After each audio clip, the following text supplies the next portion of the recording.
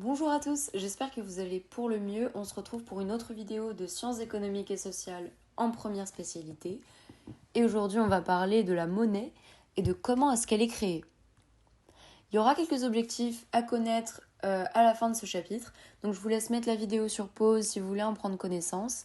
Et on passe aux notions à connaître avant de commencer.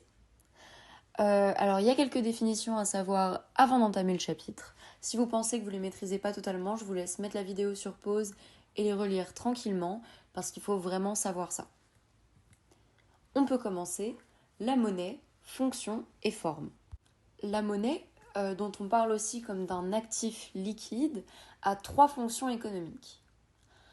La première, c'est un instrument de paiement. C'est un intermédiaire d'échange, c'est-à-dire qu'on échange des biens et des services contre de la monnaie.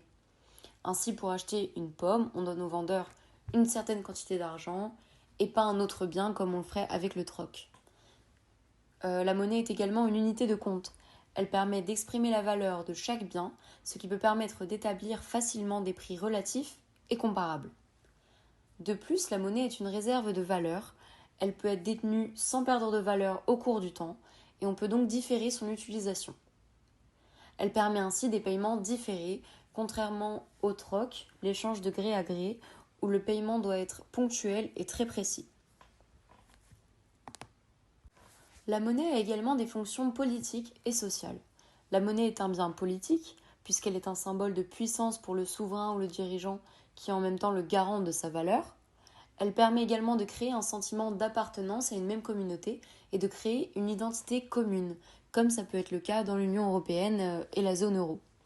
La monnaie est également un bien social, puisque son usage dépend de l'adhésion et de la confiance de ses utilisateurs. L'acceptation de la monnaie en effet ne dépend pas de la valeur du support de la monnaie. Ainsi, un chèque n'est pas accepté pour la valeur de son papier, mais parce que le commerçant a confiance en cet instrument comme moyen de paiement.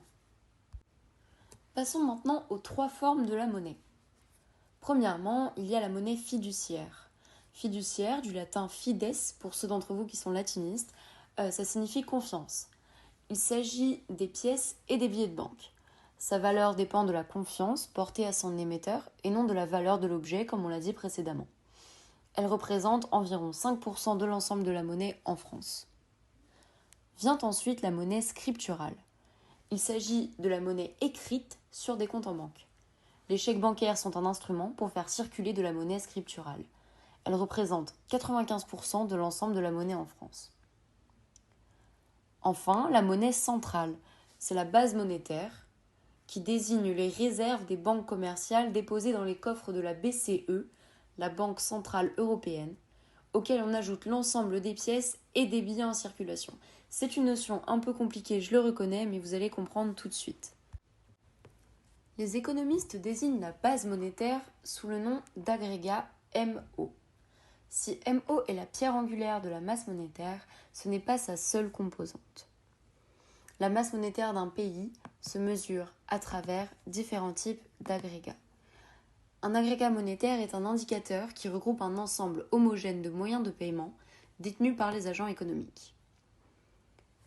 Donc, comme on le voit sur le schéma, il y a le M1, soit l'ensemble des liquidités, les pièces, les billets, la monnaie fiduciaire et divisionnaire, comme on l'a dit. Le M2, qui rassemble non seulement le M1, mais également les crédits à court terme. On trouve enfin le M3, qui rajoute au M2 les instruments négociables sur le marché monétaire émis par les institutions financières monétaires, soit les dépôts à terme d'une durée supérieure à 2 ans, ce genre de choses. Étudions désormais le sujet de la création monétaire en commençant par le rôle des banques centrales. La Banque de France est aujourd'hui le pilier français de l'eurosystème, un système fédéral qui regroupe la BCE et les banques centrales nationales. Ces trois grandes missions sont la stratégie monétaire, la stabilité financière et le service économique à la collectivité. À l'époque où Napoléon l'a créée, la Banque de France imprimait les billets et donc était à l'origine de la monnaie fiduciaire en France. Seulement aujourd'hui, c'est la Banque centrale européenne, ou BCE, qui a remplacé la Banque de France et est souveraine pour émettre de la monnaie et appliquer une politique monétaire. En ce qui concerne maintenant l'émission de monnaie. L'émission de monnaie concerne deux grandes catégories. Premièrement, la monnaie fiduciaire ou divisionnaire. On l'a vu tout à l'heure, il s'agit ici des pièces et des billets. C'est la BCE qui a le monopole d'émission des billets et des pièces en euros. C'est elle qui alimente les banques de second rang, qui, elles, alimenteront les particuliers, les entreprises et les ménages. Ensuite, on a la création de monnaie scripturale. Scripturale, c'est un jeu d'écriture. Alors, il faut s'imaginer qu'une banque X va accorder un crédit à une entreprise A. Les deux personnes ont ici un passif. Pour faire une définition simple, le passif, c'est ce que l'on doit. Ils ont également un actif, ce qu'ils possèdent. Au moment du prêt de la banque X vers l'entreprise A, de la monnaie scripturale va se créer. C'est-à-dire qu'on va écrire quelque part dans un compte la somme d'argent qui est prêtée et qui sera due. Quand l'entreprise A va rembourser son prêt à la banque X, on réduit la monnaie scripturale, puisque ça remet les actifs et les passifs à zéro. Donc, le prêt d'une banque à une entreprise crée de la monnaie scripturale, tandis que le remboursement d'un crédit réduit ou supprime de la monnaie scripturale. C'est ainsi que la banque centrale et les banques commerciales créent de la monnaie scripturale. Parlons désormais des limites de cette création monétaire. 3 raisons limitent l'action des banques de second rang. Premièrement, la demande de crédit des agents non financiers. Les banques commerciales doivent garder une certaine somme d'argent disponible à tout moment et ne peuvent la prêter. Ensuite, il y a le taux directeur, qui est une des limites de la création monétaire. C'est un outil de politique monétaire de la Banque centrale européenne. Il représente le, entre guillemets, prix du crédit emprunté à la Banque centrale par les banques commerciales. Quand il est haut, le crédit coûte cher aux banques. Quand il baisse, les entreprises empruntent plus facilement. C'est une sorte de taux d'intérêt sur le court terme. Troisièmement, vient le coefficient de réserve obligatoire. Quand une banque commerciale accorde un crédit à un client, elle doit déposer à la BCE une réserve d'au moins 1% de la somme prêtée. Voyons désormais les politiques monétaires. Qu'est-ce qu'une politique monétaire ? C'est un moyen mis en œuvre pour influer sur l'activité économique par le moyen de l'offre de monnaie. Commençons par les politiques monétaires conventionnelles. L'objectif premier de la BCE, vous le savez déjà, c'est la stabilité économique.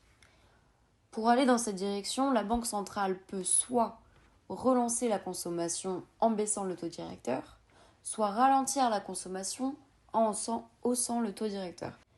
Étudions d'un peu plus près les effets d'une politique monétaire expansive, c'est-à-dire une politique monétaire en période de relance. En période de relance, la Banque centrale va acheter des titres pour en faire augmenter les prix, puis va les vendre et recevoir des liquidités. Cette action va avoir l'effet d'une baisse du taux d'intérêt sur le marché monétaire. Une baisse du taux d'intérêt signifie que plus de crédits vont être accordés et demandés, puisqu'ils coûtent moins cher, et la masse monétaire en circulation augmente, donc les ménages consomment plus. C'est une relance de l'activité économique à l'échelle du pays. Si vous voulez, vous pouvez aussi refaire le schéma avec une politique monétaire réductive, en s'imaginant que le taux d'intérêt va augmenter et que donc moins de crédits vont être accordés et la consommation va être freinée et réduite. Passons désormais à une notion un peu plus compliquée dans le cadre des politiques monétaires non conventionnelles, celle de l'assouplissement quantitatif ou quantitative easing en anglais. Utilisé pour lutter contre le risque de déflation et de récession, l'assouplissement quantitatif consiste pour une banque centrale à intervenir de façon massive, généralisée et prolongée sur les marchés financiers en achetant des actifs, notamment des titres de dette publique, aux banques commerciales et à d'autres acteurs. Ces achats massifs entraînent une baisse des taux d'intérêt. Cela permet aux ménages, aux entreprises et aux États de continuer à se financer à de bonnes conditions, favorisant la croissance économique et la remontée du taux d'inflation à un niveau compatible avec la stabilité des prix, qui, je vous le rappelle, est l'objectif premier de la Banque centrale européenne. On a un schéma pour illustrer cette théorie. Les banques centrales créent de la monnaie pour ensuite acheter des assurances de dette des institutions financières, ce qui va réduire le taux d'intérêt et conduire à une augmentation des prêts, des crédits, qui pousse à une croissance de l'économie. Mais quels sont les effets des politiques monétaires ? Passons désormais aux effets des politiques monétaires, tout d'abord sur le niveau des prix. Les politiques monétaires peuvent faire monter ou descendre les prix. On parle d'inflation ou de déflation. Dans le cas où il est prévu de relancer l'économie, on parle de politique monétaire expansionniste. Cette dernière fait, dans un premier temps, monter la valeur des actifs, ce qui permet plus de distribution de crédit et donc, comme expliqué précédemment, une hausse de l'activité économique réelle et de la consommation. Dans le cas contraire, quand l'objectif est de ralentir et de freiner l'économie, on parle de politique monétaire restrictive. Cette dernière se caractérise par une augmentation des taux d'intérêt directeurs, ce qui favorise la contraction des crédits accordés par les banques de second rang. La masse monétaire stagne, voire se réduit, et là, les prix montent, on parle d'inflation. On a déjà parlé du rôle des banques de second rang. Elles participent à la création de monnaies scripturales auprès des agents non financiers, les ménages et les entreprises, mais elles participent également à la création de monnaie par les échanges interbanques. Il s'agit ici, comme vous pouvez le voir, de prêts entre les banques et de dépôts à la banque centrale. On peut conclure sur l'idée que grâce à la monnaie, les échanges marchands ont beaucoup évolué depuis les sociétés primitives. Son introduction a permis de développer les échanges, les complexifier et créer des marchés pour les biens et les services. Le système monétaire présente de nombreux avantages puisqu'il permet de fluidifier les échanges, développer les transactions, mais sert aussi de référence pour définir les prix.